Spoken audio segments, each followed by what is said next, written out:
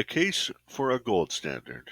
When this country went off the gold standard, your paper is paper. Nothing more than paper. And if you don't believe me, by God, you go talk to Alan Greenspan. I swear to God. 71, Nixon took the U.S. dollar off of the gold standard. Accordingly, I have directed the Secretary of the Treasury to take the action necessary to defend the dollar against the speculators. I have directed Secretary Connally to suspend temporarily the convertibility of the dollar into gold. But the real end to the gold standard came in 1913, with the cartelization of the banking system under the Federal Reserve. Prior to this, private banks had issued bank notes, sort of like a private currency, that were redeemable in specie payments, that is, gold. But under the Federal Reserve System, these banknotes were redeemable only for Federal Reserve notes. Now, it's true the Federal Reserve notes were themselves redeemable for gold, but they were never called upon, so what you really had was a de facto paper money system. One of the problems with paper money is that it enables the business cycle. Under fiat money, banks create money out of thin air and lend it for profit.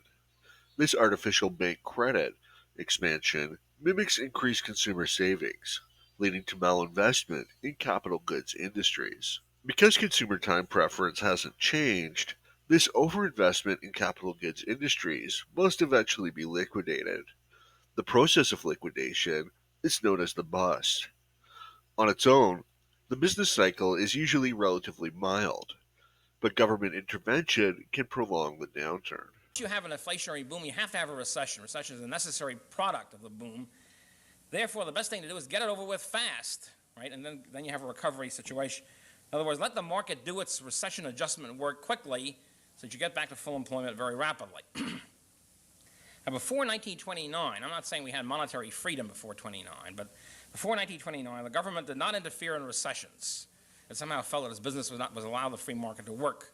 And so recessions were over with very quickly. For example, the 2021 recession, which Benjamin Anderson called the last free market recession, last pre-New Deal recession, it had been brought about by the government through wartime inflation and so forth. But once the recession hit, the government had hands off, and the recession, which was very deep, it was real depression, it was big unemployment, prices fell sharply, it was a lot of bankruptcies.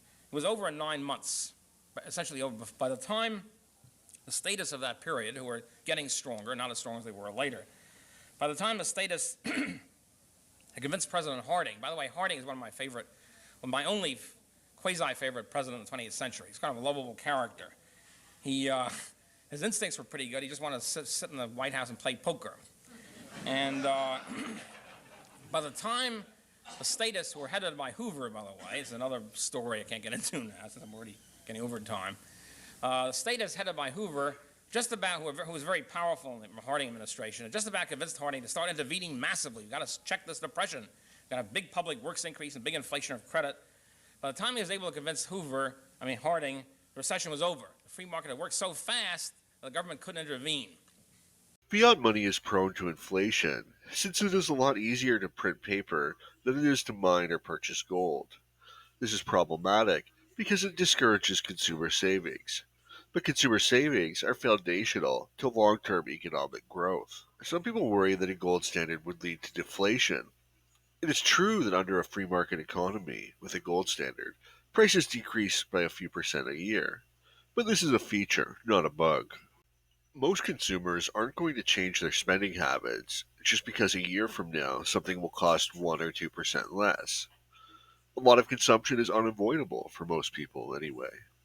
And if people do choose to save instead of consume, that simply changes the focus of production towards higher order goods, leading to greater production and a wealthier society in the future. Returning to the gold standard would also promote world peace. Waging a war of aggression is extremely expensive and requires both the ability to use coercion as a means of obtaining revenue, i.e. taxation, as well as the ability to debase the money supply.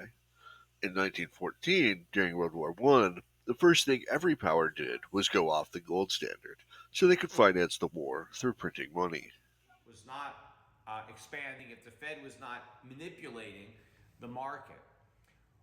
Under what circumstances would interest rates be low? Well, it's supply and demand. Interest rates are the price for borrowing money. So what is the supply of loanable funds? That's the savings. That's the money that we don't spend, that we save. That's the money that is available to be loaned out. That's the supply curve for the interest rate. Gold standard would secure an economy that would have sustained economic growth, and we would never have to worry whether it's 4% economic growth or 10. If the economy decided to grow with a healthy currency and a healthy economy at a rapid rate, we would never be concerned about cutting off the gold supply in order to thwart a business recovery.